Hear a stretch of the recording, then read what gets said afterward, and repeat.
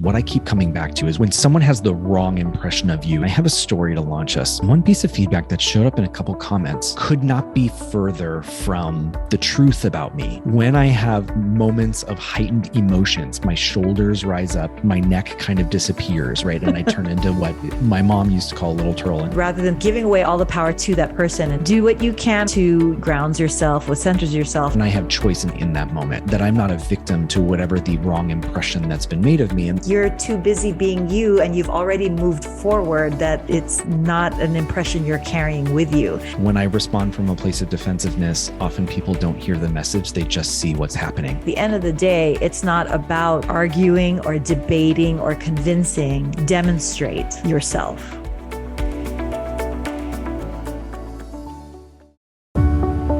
Welcome to Simply Enough. This is Zachary and Elizabeth, and thanks for tuning in. If you're liking our podcast, we'd love it if you'd share with your friends and family. And then rate and review to raise our visibility and spread the message of enoughness. We love you, and remember, you are simply enough. Just as you are. Period.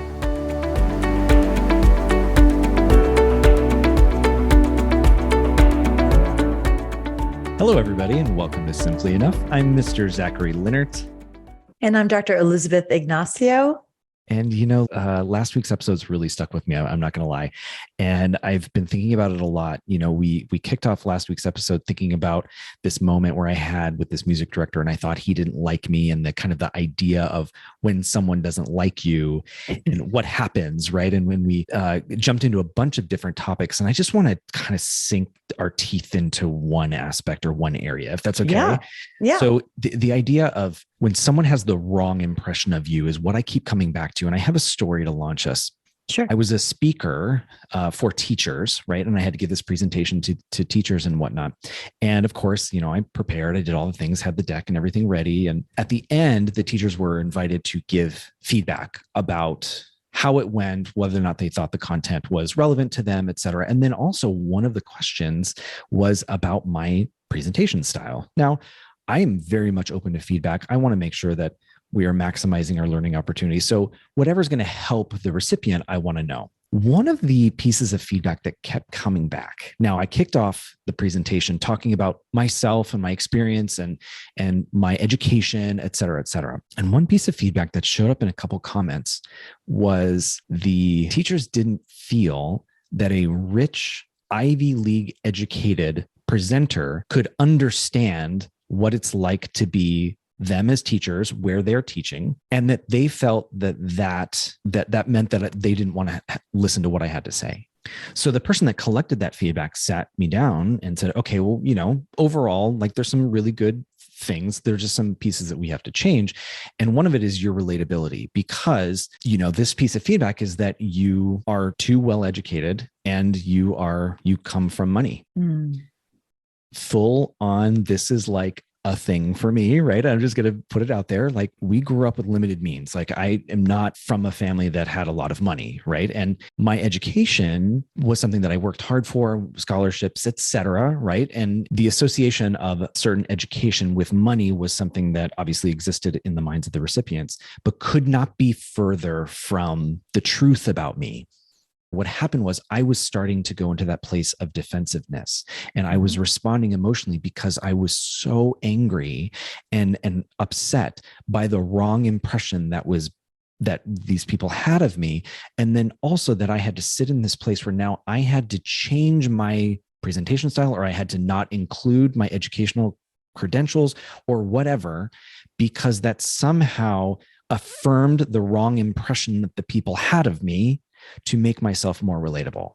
For our listeners, I invite you to go to YouTube and watch us, because I would imagine what you would see would be a little bit of energy coming through my body, right? So my nickname in the deaf community is Turtle, because when I have moments of heightened emotions, my shoulders rise up, my neck kind of disappears, right? And I turn into what my mom used to call a little turtle, and now the deaf community, they refer to me as Turtle. I imagine if you're watching us on YouTube, you would see that, where you kind of see I'm taking on my body, my emotional response to this situation of this person being, or these people having the wrong impression of me, and then also the way that this was presented to me as if we need to somehow honor that impression or like fix it or correct it or whatnot.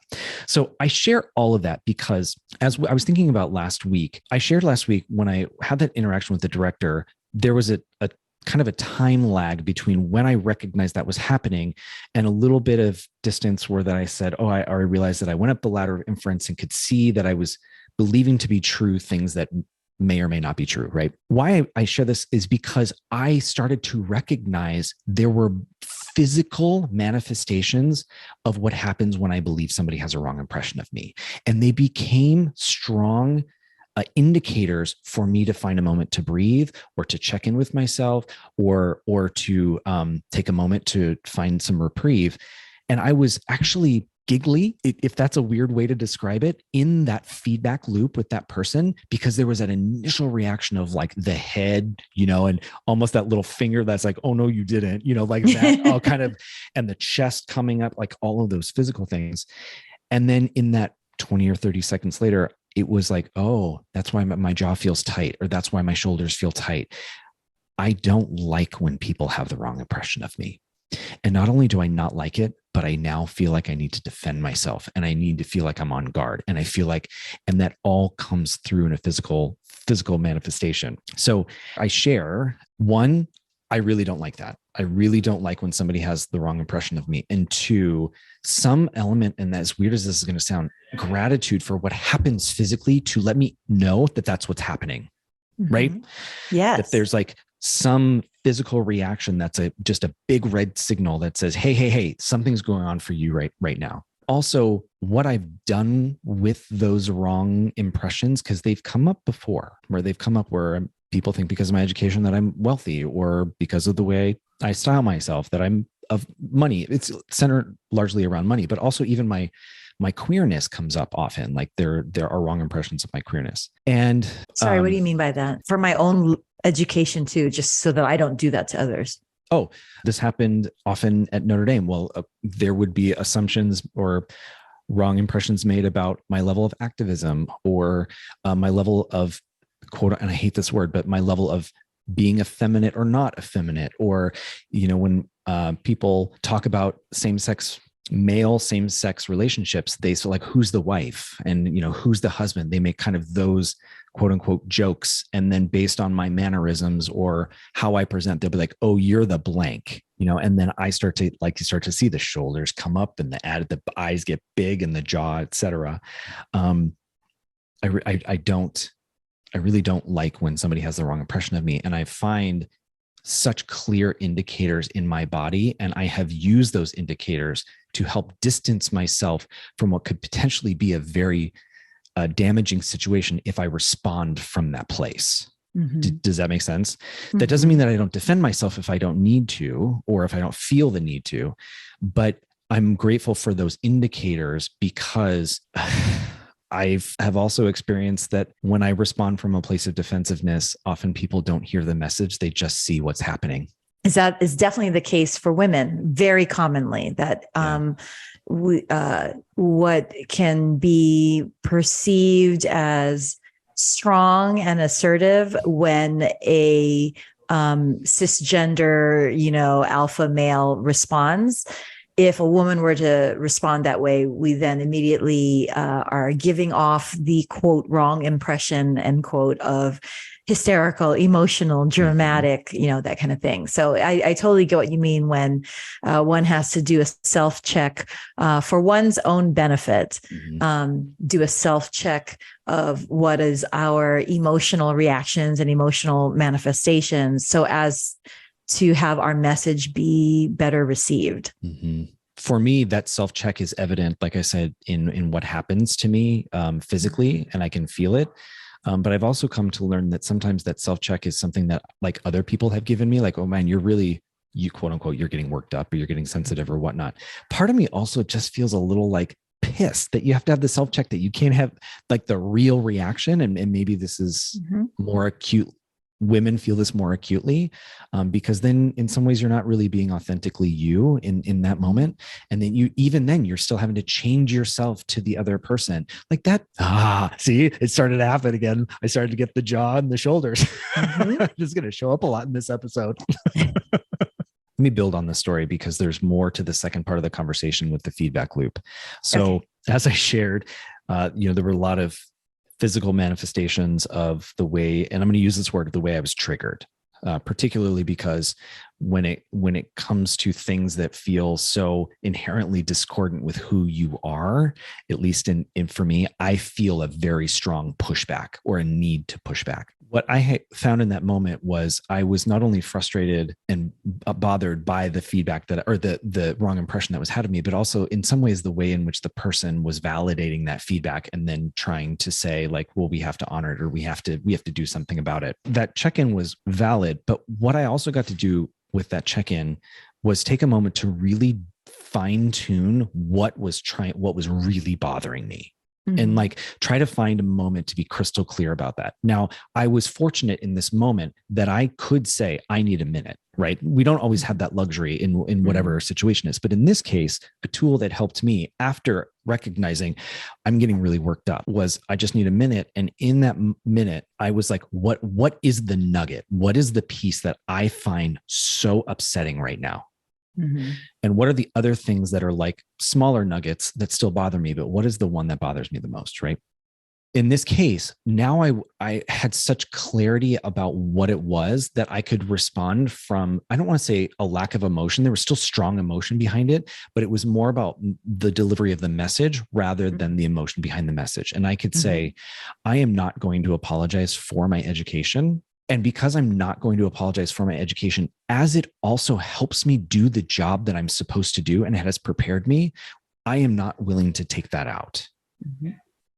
Then I could set up a boundary, right? Then I could set up a very clear line of like a yes or a no. I'm going to do that or not. And I have choice and agency in that moment, that I'm not a victim to whatever the wrong impression that's been made of me. And then also the wrong impression that was given to this person who then took it and said, yes, we're going to keep it and we're going to modify based on what that wrong impression was.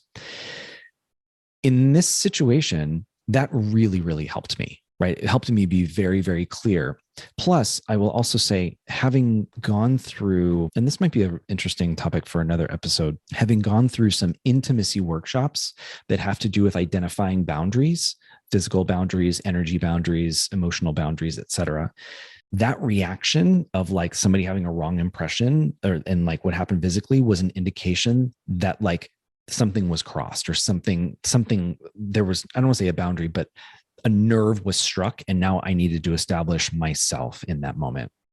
Can you clarify or give us insight or examples from this intimacy workshop? That seems, I'm having a difficult time seeing the correlation, only because I don't know what an intimacy workshop, what that entails. Mm-hmm. In the world of theater, somewhat applicable in many other places, but in the world of theater, when you are going to engage in potential scenes with an individual that may be violent or maybe intimate, romantic, sexual, we can never take for granted people's physical boundaries, their emotional boundaries, energy boundaries, et cetera. Meaning to check in and say, is it okay in this scene, if we have to kiss, that I put my hand on your shoulder? Mm. And you may say, no, I'm not okay with that. Okay, then we will stage the scene differently. Or if there's a fight, right? And let's say the scene, we want to choreograph it in a way where I need to punch your jaw. If you're checking in and you are having a day where you're like, I'm not okay with this. I'm just worked up. Can we not rehearse it today? Or can we just walk through it? Because I'm not at a place energy wise to feel like the adrenaline's not going to kick in and I'm not going to, feel the need to come back and push back at you or something. Basically, these intimacy workshops are opportunities to check in with each other and say, where are you today? Right. And there are a set number or set of types of energies that you check in with. So you make sure that you are responding to somebody's emotional energy for the day or whatever any of those five are. So that's an intimacy workshop. Now, The takeaway, if you kind of step outside of it, is that it helps you see where you have boundaries or where you maybe not recognize, like, I'm not somebody who particularly likes his face being touched. Even though like me, you may go to like do a nice caress of my face, or maybe I have a little piece of fuzz on my face or something. If you go to like just be a sweetheart and brush it off my face, I will respond very strongly, like, oh, I don't like my face being touched. Okay. So the idea of your body and your mind and your heart telling you where you have boundaries is almost instinctual, right? It almost happens naturally. So the connection I make here in this moment is that I recognize that the shoulders coming up, the jaw tightening, the mouth and everything was a clear physical indication that a boundary was crossed. And that boundary was that I don't like when people make wrong impressions about me based on certain things, like my wealth and my education being one of them. When our body goes through that kind of response, then there's I think, a great opportunity not only to check in, but to find out and distill down to like a very finite, small amount of language that becomes somewhat unapologetic to make it very clear what your needs are. So in this case, not only the check-in, but then the moment to be like, what is the thing? Gave me a lot of strength and groundedness to come back and say, I'm not changing that. And that helped me resolve in that moment the wrong impression that somebody had of me and what I'm going to do with it. But I will admit, it still bothers me. Like I don't know that goes away necessarily, but I at least have clarity about it and actually can articulate now to somebody else. Like if I'm, say, we're doing this episode and not this episode, I'm doing another session with faculty and they may say, please don't put your education credentials up there because, this is this kind of group and they want somebody blah, blah, blah, that's going to feel like he can relate to them, et cetera. Well, I've already been through this. I'm sorry. No, I'm going to keep it in there. You know what I mean? Like now I've gone through that work already. Well, what you're saying is that there's two tools that you gave us. Yes. Thank you very much. One is that, there is that in clinical terms, there is that reflexive physiologic reaction. And then there is the cognitive awareness of said reflexive physiologic biofeedback reaction. So that's that one tool of the cognitive awareness of the visceral physiologic reflexive reaction. And then once one has that cognitive awareness, then the next tool is the further deepening of what was that trigger that created that physiologic reaction, and then discern what you as an individual want to do with that trigger. So in that moment with that group member who I felt had the wrong impression of me, I also, in having the moment to just check in and recognize what was really bothering me, I also knew changing his mind or fighting him on whether or not I was smart enough was not going to get me anywhere. And I accepted whatever it was and just let it go, which is why I was like, okay, fine. You don't like me. We're going to move on. So, tools are only useful in the occasions when it will actually serve you. In this case, the check-in and the clarity helped me because I had some time to respond. And I know that's not necessarily always going to be the case, but I share that tool because it has helped me in the past, particularly in moments when somebody has the wrong impression of me and it really upsets me and I don't know what to do with it. If I may say, in those two scenarios, what I find an interesting consistency, or at least in those two scenarios, what is shared in both, not only is your cognitive awareness of your physiologic reaction, but also that in both scenarios, if we really look at them both, you didn't change the other person's impression of you. And that was okay, right? So you stood your ground and you set your boundary in that first scenario relative to your, standing your ground in asserting your education. And you clarified and pointed out their misinformation relative to your, your financial background or your not with upbringing? not with the teachers, with the person that collected the feedback. I said, well, right. No, So, yeah. So with something as, quote, simple as that, which is, that might be the impression, but it's wrong. Here is the true information. It's not an impression. it's true information that I did not, I was not brought up wealthy. Mm-hmm. Either way, at the end of both scenarios, you didn't necessarily change anybody's impression, and that was okay with you. And ultimately, that's what mattered, is that in your going through that discernment process, you ended up okay with how you felt about it, not so much what others thought or what their impression was of you. I often tell myself, because I have to self-coach, as well as tell Mikey and Gracie, my kids, a lot of times, like we talked about in the prior episode, it's not about having to prove yourself when somebody else has wrong impression of you or thinks less of you.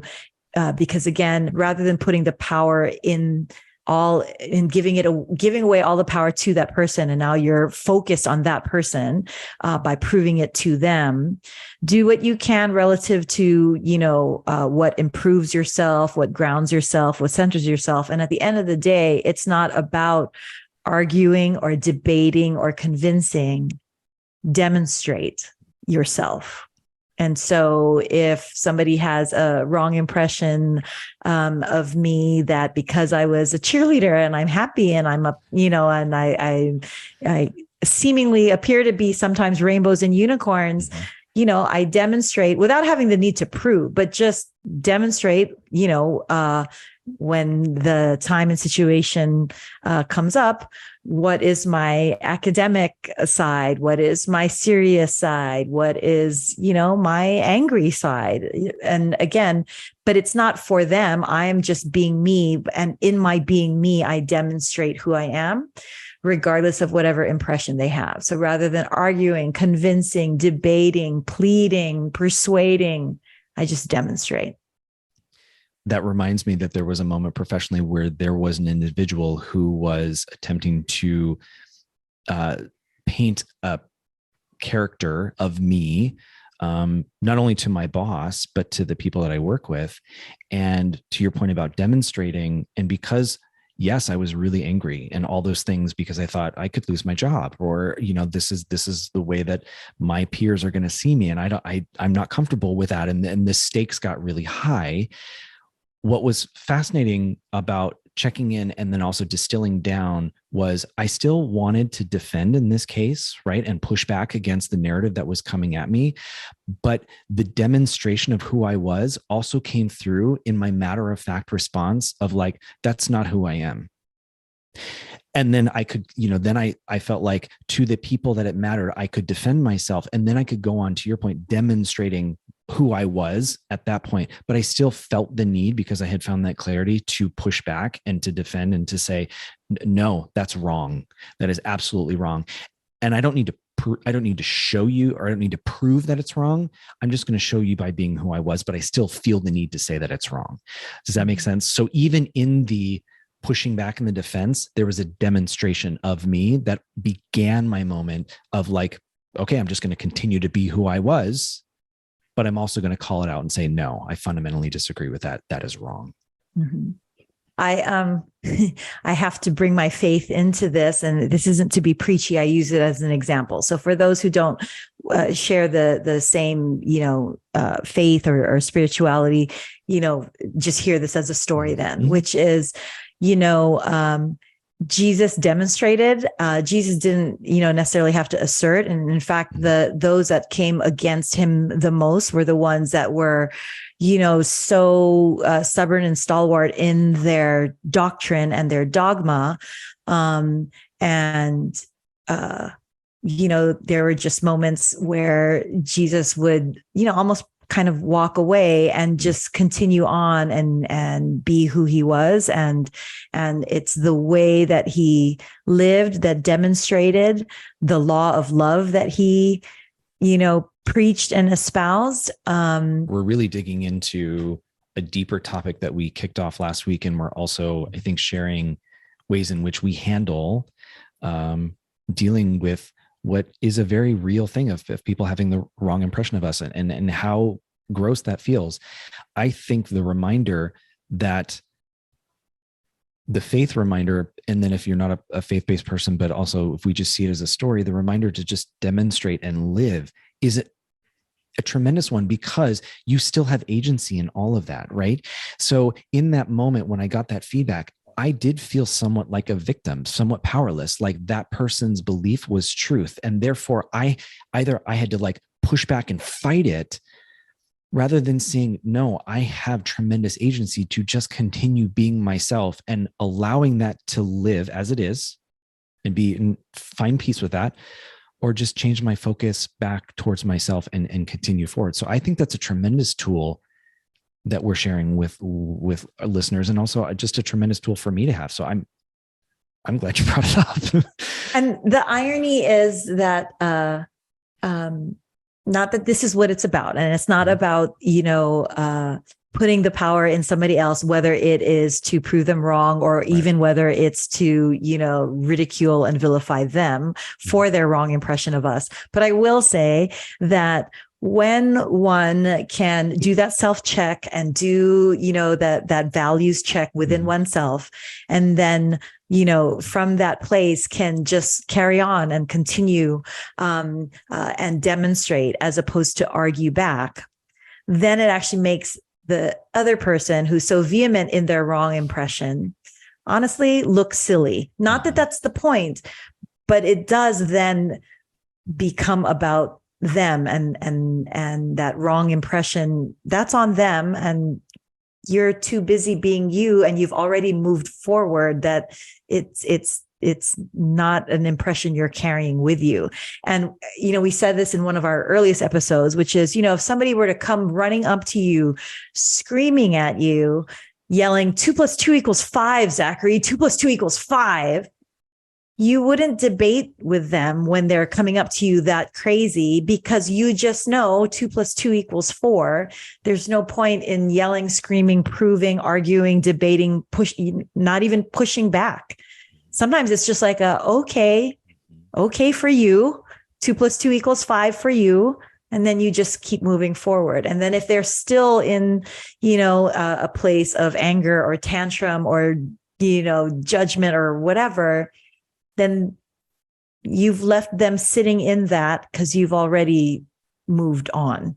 I think another thing that you often remind us, and I just want to also acknowledge that here, is that in that opportunity to check in, you can also just honor whatever it is you're feeling or thinking at that point in time, and just say, this sucks, or I'm angry, or rather than to try to push that emotion aside to like, what are my choices and what am I going to say? Or like, what can I do? Sometimes just being able to acknowledge that space and say it's okay, right? That's okay. It's okay to be angry. It's okay to not like when somebody doesn't like you, or when somebody has the wrong impression of you, because maybe then at that point you decide, no, I need to say something, or no, I'm just going to keep being me, or I'm just going to let it go. There's still an honoring of whatever it is that emotional reaction was at the beginning. And you always remind us that. And as you were talking, I thought there's a moment to just give yourself that space and grace, and then figure out how you're going to handle it from that point forward. I know this episode it is a connection to the one that we had. And I can imagine for many of us, and I'll include myself in there, we have a lot of ways that we are probably thinking about this, or stories that directly connect. And maybe listeners and viewers, as you are listening or watching, you found yourself being summoned back to a moment that you had where you felt like somebody had the wrong impression of you. I hope if there are any takeaways that you have or tools that you have that might help all of us, because I think this is a very relatable thing, I invite you to share them with us, right? Please. And then perhaps we can share them out, because we're learning and growing in this. We both admitted that this is very hard for us when people have the wrong impression. And in this journey, the way that we can uplift each other is by sharing resources, tools, tricks, strategies that we have learned to help us. And that's what we're doing here. And would love to know which ones you have, so that we can maybe add them to our tool box, if you will. So you can go to our website, info@simplyenough.me, find us on YouTube and drop us a comment on this episode. Just find a way to reach out to us and let us know, because we would love to know your tools and strategies beyond what we've shared. And hopefully we can share them out with others. So, Mm-hmm. And always remember that you are not just simply enough. You are more than enough. Just as you are. Period. Period.